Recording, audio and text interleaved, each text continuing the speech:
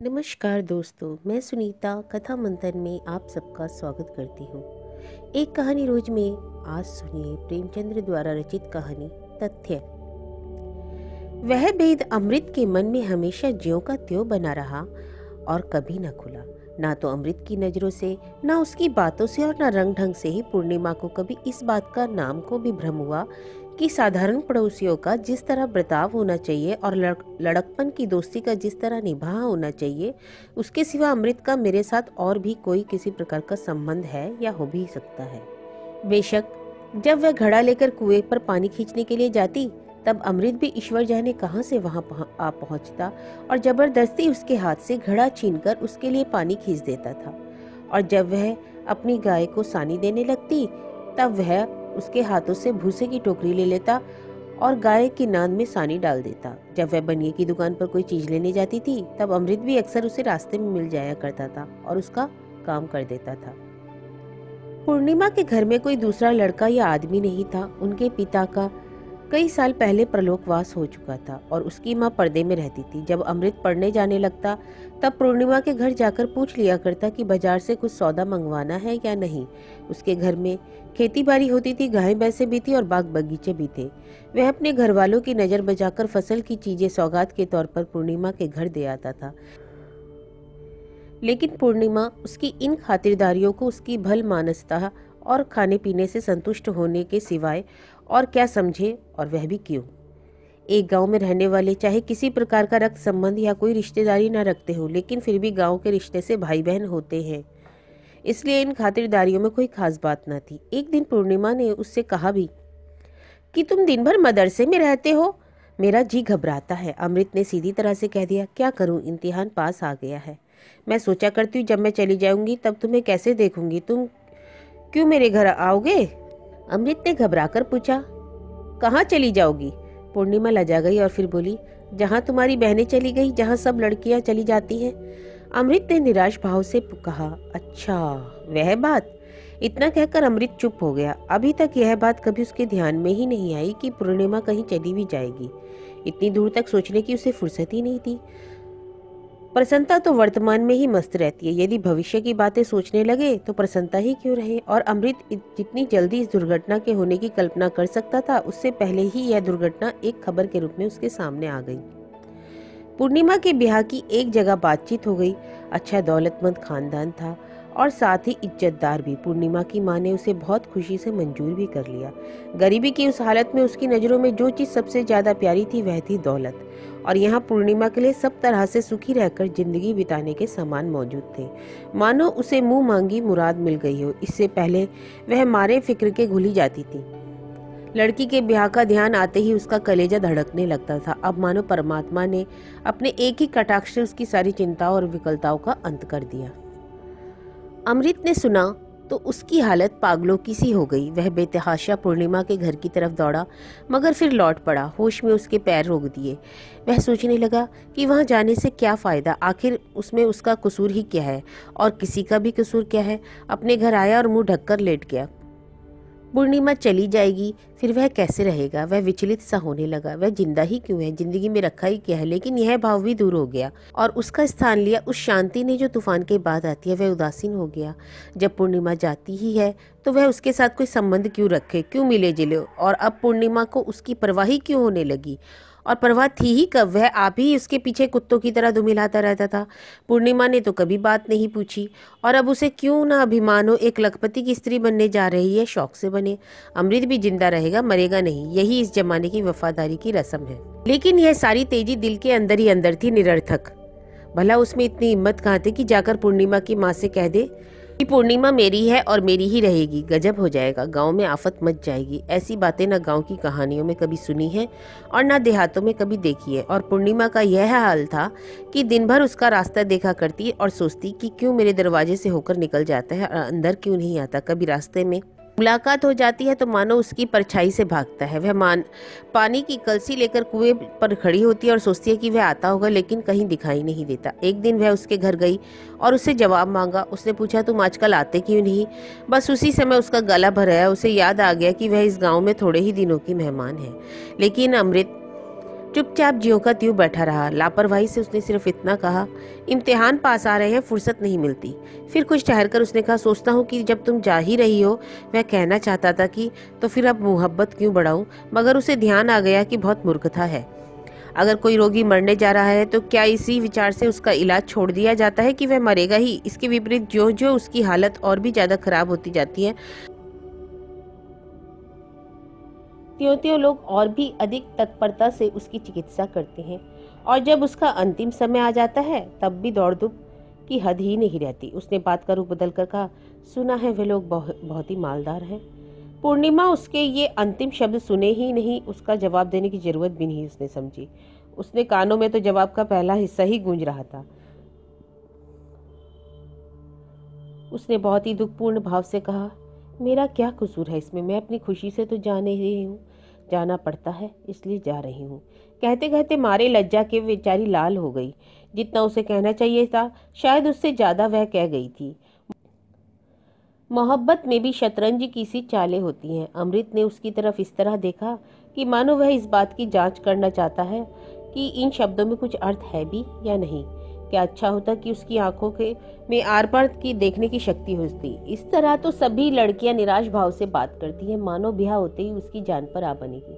मगर सभी लड़कियां एक ना एक दिन अच्छे अच्छे गहने और कपड़े पहनकर और पालकी में बैठकर चली जाती हैं। इन बातों से उसको कोई संतोष नहीं हुआ। फिर डरते डरते बोला, तब तुम्हें मेरी याद क्यों आवेगी।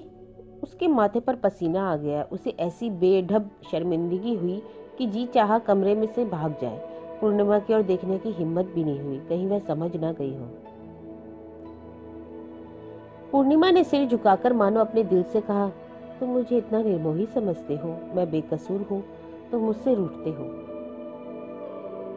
तुम्हें इस समय मेरे साथ सहानुभूति होनी चाहिए थी। तुम्हें उचित था कि मुझे ढांढस देते, और तुम मुझसे तने बैठे हो। तुम ही बतलाओ कि मेरे लिए कौन सा दूसरा रास्ता है। जो मेरे अपने हैं वही मुझे गैर के घर भेज रहे हैं। वहां मुझ पर क्या बीतेगी, क्या हालत होगी। क्या यही गम मेरी जान लेने के लिए काफी नहीं है जो तुम अपना गुस्सा भी दिखा रहे हो। फिर उसका गला भर आया। आज पूर्णिमा को इस प्रकार दुखी और उदास देखकर अमृत को विश्वास हो गया कि इसके अंदर भी एक छिपी हुई वेदना है। उसका ओछापन और स्वार्थपरता मानो कालिक बनकर उसके चेहरे पर चमकने लगी। पूर्णिमा के इन शब्दों में पूरी सत्यता थी, और साथ ही कितनी फटकार और अपमान भी भरा हुआ था। जो पराये हो उनसे शिकायत ही क्यों करे। अवश्य ही ऐसी अवस्था में उसे पूर्णिमा को ढांढस देना चाहिए। यह उसका कर्तव्य उसे बहुत प्रसन्नता के साथ पूरा करना चाहिए था। पूर्णिमा ने प्रेम का नया आदर्श उसके सामने रख दिया था, और उसका विवेक इस आदर्श से बचकर नहीं निकलने देता था। इसमें संदेह नहीं कि प्रेम भी एक स्वार्थ त्याग है, परंतु बहुत बड़ा और जिगर को जलाने वाला है। उसने लज्जित होकर कहा, माफ करो पूर्णिमा, मेरी भूल थी। भूल ही नहीं बल्कि बेवकूफ़ी थी। पूर्णिमा का ब्याह हो गया। अमृत जी जान से उसके ब्याह के प्रबंध में लगा रहा। दूल्हा अधेड़ था, तोंदल और भोंडा, साथ ही घमंडी और बदमिजाज भी। लेकिन अमृत ऐसी तत्परता से उसकी खातिरदारी कर रहा था कि मानो वह कोई देवता हो, और उसकी एक ही मुस्कुराहट उसे स्वर्ग पहुंचा देगी। पूर्णिमा के साथ बातचीत करने का अमृत को अवसर ही नहीं मिला, और ना उसने अवसर निकालने का कोई प्रयास ही किया। जब वह पूर्णिमा को देखता तो वह रोती ही रहती, और अमृत आंखों की जबान से जहां तक हो सकता बिना कुछ कही उसे ढांढस और तसल्ली देता। वह देता था कि उसके प्रति सहानुभूति दिखलाता था। तीसरे दिन पूर्णिमा रो धोकर ससुराल के लिए विदा हो गई। अमृत ने उसी दिन शिवजी के मंदिर पर जाकर परम निष्ठा और भक्ति से भरे हुए दिल से प्रार्थना की कि पूर्णिमा सदा सुखी रहे। जब नया और ताजा गम हो तो फिर इधर उधर के फालतू विचारों का भला कहाँ प्रवेश हो सकता है। दुख तो आत्मा के रोगों का नाशक है, परंतु मन में उसे एक तरह की शून्यता का अनुभव हो रहा था, मानो अब उसका जीवन उजाड़ हो गया था। अब उसका कोई उद्देश्य नहीं, कोई कामना नहीं रह गई थी। 3 बरस बाद पूर्णिमा फिर मैके आई। इस बीच अमृत का भी विवाह हो गया, और जीवन का जुआ गर्दन पर रखे हुए लकीर पीटता चला जा रहा था। परंतु उसके मन में एक ऐसी अस्पष्ट सी वासना दबी हुई थी जिसे वह कोई स्पष्ट रूप न दे सकता था। वह वासना थर्मामीटर के पारे की तरह अंदर सुरक्षित थी। जब पूर्णिमा ने आकर उसमें गर्मी पैदा कर दी थी, और वह पारा चढ़कर सरसाम की सीमा तक पहुंच गया था। उसकी गोद में 2 बरस का एक प्यारा सा बच्चा था। अमृत उस बच्चे को दिन रात मानो गले से बांधे रहता। वह सवेरे और संध्या उसे गोद में लेकर टहलने जाया करता था, और उसके लिए बाजार से तरह तरह के खिलौने और मिठाइयाँ लाया करता। सवेरा होते ही जलपान के लिए हलवा और दूध लेकर पहुंच जाता, उसे नहलाता धुलाता, उसके बाल साफ करता, उसके फोड़े फुंसियां धोकर उन पर मल्लम लगाता। ये सभी सेवाएं उसने अपने जिम्मे ले ली थी। बच्चा भी उसके साथ इतना हिलमिल गया था कि पल भर को उसका गला न छोड़ता था। यहाँ तक कि कभी कभी उसी के पास सो भी जाया करता था और पूर्णिमा के आकर बुलाने पर भी उसके साथ नहीं जाता था। अमृत पूछता, तुम किसके बेटे हो? बच्चा कहता, टुमले लगा। अमृत मारे आनंद के मतवाला होकर उसे गले से लगा लेता। पूर्णिमा का रूप अब और भी निखर आया था, कली खिलकर फूल हो गई थी। अब उसके स्वभाव में अभिमान आ गया था और साथ ही बनाव श्रृंगार से प्रेम। सोने के गहनों से सजकर और रेशमी साड़ी पहनकर अब वह और भी अधिक आकर्षक हो गई थी और ऐसा जान पड़ता था कि मानो वह अमृत से कुछ बचना चाहती हो। बिना कोई विशेष आवश्यकता हुए उससे बहुत कम बोलती थी और जो कुछ भी बोलती इस ढंग से कि मानो अमृत पर कोई एहसान कर रही हो। अमृत उसके बच्चे के लिए इतनी जान देता और उसकी फरमाइशों को कितने शौक से पूरा करता है, लेकिन ऊपर से देखने पर यही जान पड़ता कि पूर्णिमा की निगाहों में उसकी इन सेवाओं का कोई मूल्य ही नहीं था। मानो सेवा करना अमृत का कर्तव्य है और वह कर्तव्य उसे पूरा करना चाहिए। उसके लिए वह किसी प्रकार का धन्यवाद या कृतज्ञता का अधिकारी नहीं है। जब बच्चा रोता तो वह उसे धमकाती कि खबरदार रोना नहीं तो मामा जी तुमसे कभी ना बोलेंगे, और इतना सुनते ही बच्चा चुप हो जाता। जब उसे किसी चीज की जरूरत होती तो वह अमृत को बुलाकर मानो आज्ञा के रूप में उससे कह देती और अमृत भी तुरंत उस आज्ञा का पालन करता, मानो वह उसका गुलाम हो। और वह भी शायद यही समझती कि मैंने अमृत से गुलामी का पट्टा लिखा लिया है। 6 महीने मैके रहकर पूर्णिमा फिर ससुराल चली गई। अमृत उसे पहुंचाने के लिए स्टेशन तक आया था। जब वह गाड़ी में बैठ गई तब अमृत ने बच्चा उसकी गोद में दे दिया। अमृत की आंखों में आंसू की बूंद टपक पड़ी और उसने मुंह फेर लिया और आंखों पर हाथ फेरकर आंसू पहुंच रहा है। पूर्णिमा को अपने आंसू कैसे दिखलाए, क्योंकि उसकी आंखें तो बिल्कुल खुश्क थी, लेकिन फिर भी उसका जी नहीं मानता था। वह सोचता था कि ना जाने अब फिर कब मुलाकात। तो पूर्णिमा ने कुछ अभिमान के साथ कहा, बच्चा कई दिन तक तुम्हारे लिए बहुत हुड़केगा। अमृत ने भरे हुए गले में कहा, मुझे तो उम्र भर भी इसकी सूरत नहीं भूलेगी। कभी कभी एक आध पत्र तो भेज दिया करो। भेजूंगा, मगर मैं जवाब नहीं दूंगी, यह समझ लो। मत देना, मैं मांगता तो नहीं, मगर याद रखना। गाड़ी चल पड़ी। अमृत उसकी खिड़की की ओर देखता रहा। गाड़ी के कोई एक फलांग निकल जाने पर उसने देखा कि पूर्णिमा ने खिड़की से सिर निकालकर उसकी तरफ देखा और बच्चे को गोद में लेकर उसे जरा सा दिखला दिया। अमृत का हृदय उस समय उड़कर पूर्णिमा के पास पहुंच जाना चाहता था। वह इतना प्रसन्न था कि मानो उसका उद्देश्य सफल हो गया हो। उसी वर्ष पूर्णिमा की मां का देहांत हो गया। पूर्णिमा उस समय सफर में थी। वह अपनी मां के अंतिम समय दर्शन भी न कर सकी। जहां तक हो सकता था अमृत ने पहले तो उसकी पूरी चिकित्सा की और उसके मर जाने पर उसका क्रियाक्रम भी कर दिया। ब्राह्मणों को और बिरादरी वालों को भी भोजन कराया, मानो स्वयं उसकी मां मर गई हो। स्वयं उसके पिता का देहांत भी हो चुका था, इसलिए वह अपने घर का मालिक हो गया था और हाथ पकड़ने वाला उसका कोई था नहीं। पूर्णिमा भला किस नाते से मैके आती, और फिर अब उसे इतनी फुर्सत भी कहाँ थी। अपने घर की मालकिन थी, घर किस पर छोड़कर आती। उसके 2 और बच्चे हो गए। पहला लड़का बड़ा होकर स्कूल में पढ़ने लगा, छोटा देहात के मदरसे में पढ़ता था। अमृत साल में एक बार नाई को भेजकर उसकी सब खैर सलाह मंगा लिया करता था। पूर्णिमा सब प्रकार से सुखी और निश्चित है और उसको यह तसल्ली ही उसके लिए काफी थी। अमृत के लड़के भी सयाने हो गए थे। वह घर गृहस्थी की चिंताओं में फंसा रहता और फिर अब उसकी उम्र भी 40 के आगे निकल गई थी, परंतु फिर भी पूर्णिमा की स्मृति अभी तक उसके हृदय में सुरक्षित थी। अचानक एक दिन अमृत ने सुना कि पूर्णिमा के पति का देहांत हो गया, परंतु आश्चर्य यह था कि उसे कोई दुख नहीं हुआ। वह यूं ही अपने मन में यह निश्चय कर बैठा था कि इस खबीज बुढ़े के साथ पूर्णिमा का जीवन कभी ईर्ष्या के योग्य नहीं हो सकता। कर्तव्य विवशता और पतिव्रता धर्म के पालन के विचार से उसने कभी अपना हार्दिक कष्ट प्रकट तो नहीं किया, परंतु यह असंभव है कि सभी प्रकार के सुख और निश्चिंतता के रहते हुए भी उस घृणित व्यक्ति के साथ कोई विशेष प्रेम रहा होगा। यह तो भारतवर्ष ही है, जहाँ ऐसी अप्सराएं ऐसे अयोग्य कुपात्रों के गले बांध दी जाती हैं। नहीं तो पूर्णिमा किसी दूसरे देश में होती तो किसी उस देश के नवयुवक उस पर निछावर हो जाते। उसकी मरी वासनाएं फिर जीवित हो गई। अब उसमें वह पहले वाली झलक नहीं है और न ही उसकी जुबान पर वह पहले वाले मौन की मोहर। और फिर पूर्णिमा भी अब स्वतंत्र है। अवस्था के धर्म ने अवश्य ही उसे अधिक दयालु बना दिया होगा। शोखी, अल्हड़पन और लापरवाही तो कभी की विदा हो चुकी होगी। उस लड़कपन की जगह अब उसमें अनुभवी स्त्रियों की वे सब बातें आ गई होंगी जो प्रेम का आदर करती हैं और उसकी इच्छुक होती हैं। वह पूर्णिमा के घर मातम पुरसी करने जाएगा और अपने साथ लिवा लाएगा और जहां तक हो सकेगा उसकी सेवा करेगा। अब पूर्णिमा के केवल सामीप्य से ही वह संतोष कर लेगा। वह केवल उसके मुंह पर यह सुनकर ही हार्दिक संतोष प्राप्त होगा कि वह भी सदा उसे याद करती है, अब भी उसमें वही बचपन का सा प्रेम करती है। 20 साल पहले उसने पूर्णिमा की जो सूरत देखी थी, उसका शरीर भरा हुआ था, गालों पर लाली थी, अंगों में कोमलता, उसकी खिंची हुई ठोड़ी जो मनो अमृत के भरे हुए कुंड के समान थी, उसकी मुस्कुराहट मादक थी। बस उसका वही रूप अब भी थोड़े बहुत परिवर्तन के साथ उसकी आंखों में समाया हुआ था, और वह परिवर्तन उस एकांत की आंखों में उसे और भी अधिक प्रिय जान पड़ने लगा था। अवश्य ही उसका समय भी प्रगति पर कुछ न कुछ प्रभाव तो पड़ा होगा, परंतु पूर्णिमा के शरीर में किसी ऐसे परिवर्तन की वह कल्पना भी नहीं कर सकता था जिससे उसकी इस मनोहारिता में कोई अंतर आ जाए।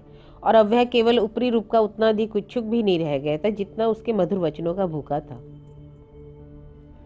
वह उसकी प्रेमपूर्ण दृष्टि और उसके विश्वास का विशेष उत्सुक था।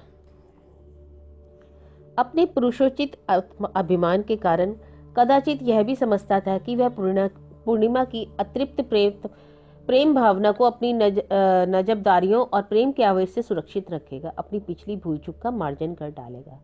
और संयोग से पूर्णिमा स्वयं ही एक दिन अपने छोटे बच्चे के साथ अपने घर आ गई।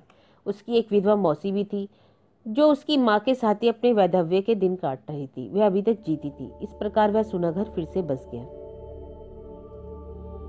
जब अमृत ने यह समाचार सुना तो वह बड़े शौक से मानो मदमत होकर उसके घर की तरफ दौड़ा। वह अपने लड़कपन और जवानी की मधुर स्मृतियों को अपने मन की झोली में अच्छी तरह संभालता हुआ ले जा रहा था। उस समय उसकी अवस्था ठीक उस बच्चे के समान थी जो अपने हमजोली को देखकर उसके साथ खेलने के लिए टूटे फूटे खिलौने लेकर दौड़ पड़ता है। लेकिन उसकी सूरत देखते ही उसका सारा शौक और सारी उमंग मानो भुस सी गई। वह निस्तब्ध होकर खड़ा रह गया। पूर्णिमा उसके सामने सिर झुकाकर खड़ी हो गई। सफेद साड़ी के घूंघट में आधा मुंह छिपा हुआ, लेकिन कमर झुक गई थी। बाहें सूत सी पतली, पैर के पिछले भाग की रगें उभरी हुई थी। आंसू बह रहे थे और चेहरे का रंग बिल्कुल पीला पड़ गया था, मानो कफन में लपेटी हुई लाश खड़ी हो उसके सामने। पूर्णिमा की मौसी ने आकर कहा, बैठो बेटा, देखते हो इसकी हालत सूख कर कांटा हो गई है। एक क्षण को आंसू नहीं थमते। फिर सिर्फ एक समय सूखी रोटी खाती है और किसी चीज से मतलब नहीं। नमक तक छोड़ दिया है, घी दूध सब त्याग दिया, बस रूखी रोटियों से काम है। इस पर आए दिन व्रत करती है, कभी एकादशी, कभी इतवार, कभी मंगल। एक चटाई बिछाकर जमीन पर सोती है। घड़ी रात रहे उठकर पूजा पाठ करने लगती है। लड़के समझाते हैं मगर किसी की नहीं सुनती। कहती है कि जब भगवान ने सुहागी उठा लिया तो फिर यह सब कुछ मिथ्या है। जी बहलाने के लिए यहाँ आई थी, मगर यहाँ भी रोने के सिवा कोई दूसरा काम नहीं है। कितना समझाती हूँ कि बेटी, भाग्य में जो लिखा था वह हुआ, अब सब्र करो। भगवान ने तुम्हें बाल बच्चे दिए हैं, उनको पालो। घर में ईश्वर का दिया सब कुछ है, चार को खिलाकर खा सकती है।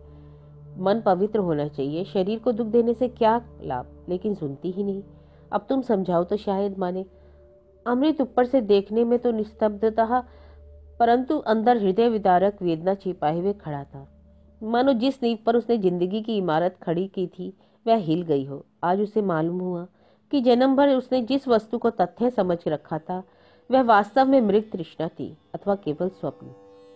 पूर्णिमा के इस विकट आत्मसंयम और तपस्वियों के से आचरण के सामने उसकी समस्त वासनाओं और प्रेम की उमंगों का नाश हो गया था, और उसके जीवन का यह नया तथ्य आकर उपस्थित हो गया था कि यदि मन में मिट्टी को देवता बनाने की शक्ति है तो मनुष्य को देवता बनाने की शक्ति है। पूर्णिमा उसी घृणित मनुष्य को देवता बनाकर उसकी पूजा कर रही थी। उसने शांत भाव से कहा, तपस्विनी को हम जैसे स्वार्थी लोग कैसे समझा सकते हैं मौसी? हम लोगों का कर्तव्य इसके चरणों पर सिर झुकाना है, उसे समझाना नहीं। पूर्णिमा ने मुंह पर घूंघट हटाते हुए कहा, तुम्हारा बच्चा तुम्हें अभी तक पूजा करता है। तो यह कहानी थी तथ्य, जिसके लेखक है मुंशी प्रेमचंद।